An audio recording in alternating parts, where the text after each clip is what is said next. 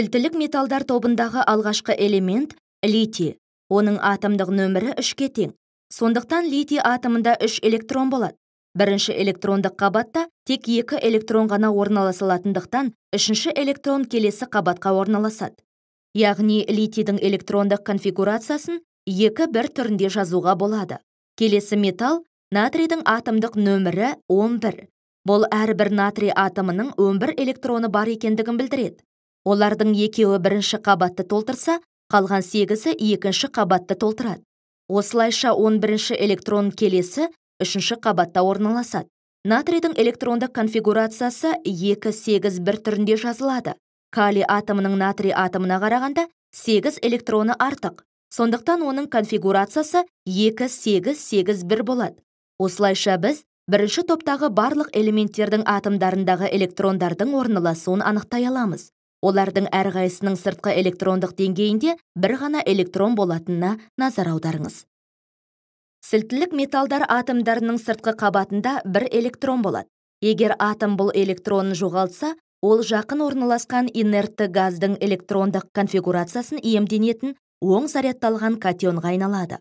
Сол себепті сілтілік металдар өздерінің валенттік электронын жоғалтқан реакцияларға түсуге бейім болады. Атомның катионға айналуы неғұрлым оңай болса, металдың химиялық белсенділігі соғұрлым артады.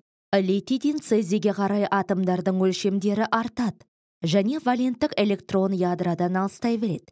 Нәтижесінде ядроның тартылыс күштері төмендейді де, атомдардың химиялық реакцияда валенттік электрон жоғалту бейімділігі артады. Сондықтан сілтілік металдардың химиялық белсенділігі топ бойынша жоғарыдан төмен қарай артады.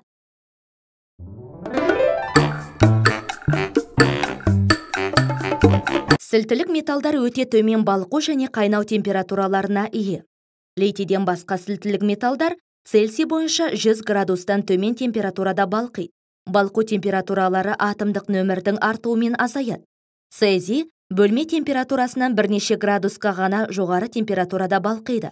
Енді осы металдардың қайнау температураларын зерттейік. Сілтілік металдардың қайнау температуралары атомдық нөмірдің артуымен төмендейді.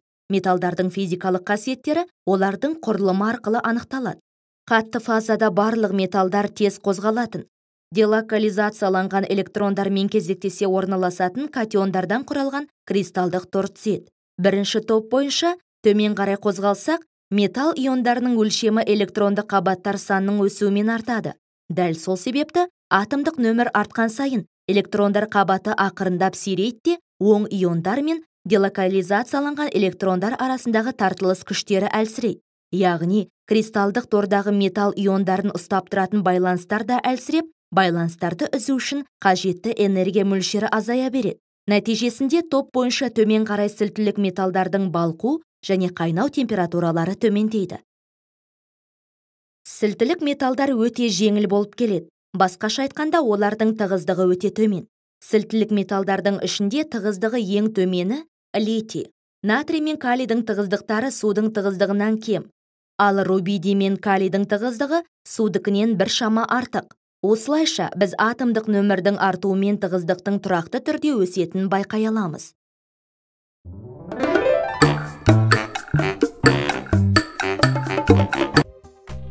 Металл қасықтағы жанып жатқан натрийді хлормен толтырылған колбаға саламыз. Металл жануын жалғастырады.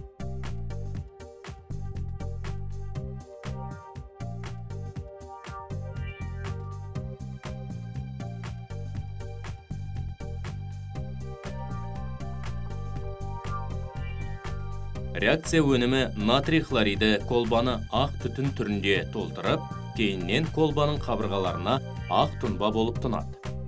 Натрий мен бейметалл хлор арасындағы реакция келесі теңдеу бойынша жүреді. Натрий хлормен қосылып, натрий хлоридін түзеді. Натрий мен хлор арасындағы реакция көп мөлшерде жылу бөле жүреді.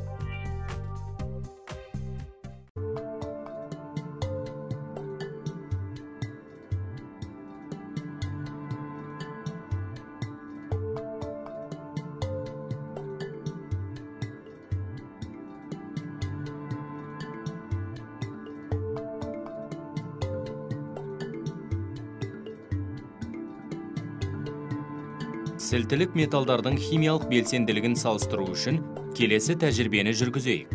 Су құйылған стақандарға мұқият тазартылған литийдің, натрийдің және калийдің өте кішкентай кесектерін саламыз. Реакцияның жүру барысын бақылаңыздар.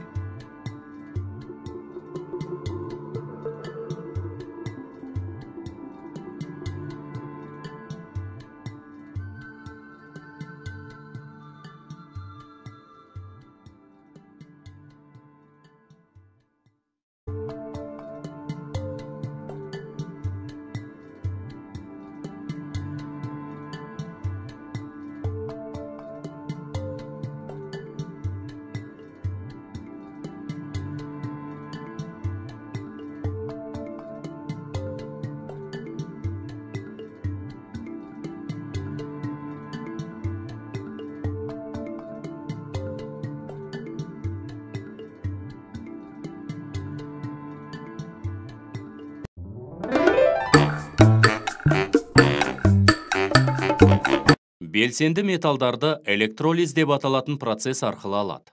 Электролиз үшін негізгі шикізат металл оң зарядталған ион күйінде болатын металдың балқыған кені. Балқыған кенді электролизерге салады. Электролизер дегеніміз екі электроды теріс полюске жалғанған катоды мен оң полюске жалғанған аноды бар ыдыс. Катод әдетте ыдыстың төменгі жағында орналасса, анод балқыған кенге батырылған бірнеше бөліктен тұрады. Электродтар әдетте графиттен жасалады. Электр тоғының әсерінен иондар электродтарға тартылады. Оң зарядталған металл катиондары теріс катодқа, ал теріс аниондар анодқа қарай қозғалады.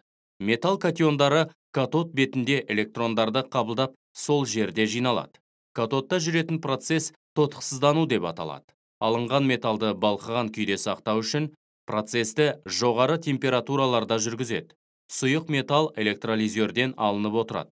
Дәл осы уақытта аниондар анодта электрондарды жоғалтып, тотығуға ұшырайды.